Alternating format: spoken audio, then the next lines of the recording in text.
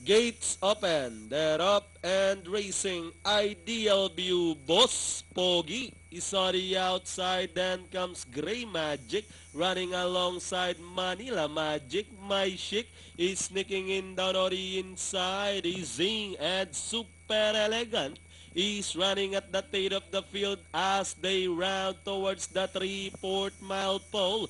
Ideal View, Boss Pogi moving up on the outside to take the lead. Gray Magic is racing into that this moment down in Port My Chic.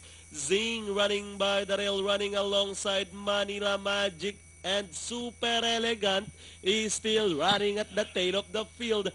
Boss Pogi maintaining a half-length lead over Ideal View in second.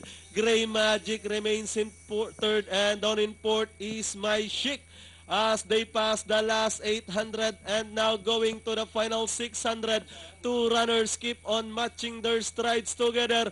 Boss Pogi back to half-length lead, this time by a length over Ideal View in second. Gray Magic remains in third. Down in fourth is entry number 3, My Chic. Manila Magic now trying to stretch out well to us. They turn for home. Boss Pogi is still leading the field. Ideal View remains in second. Gray Magic down in third. Moving up down on the inside, My Chic and Manila Magic. Super Elegant with the last 150 more to run.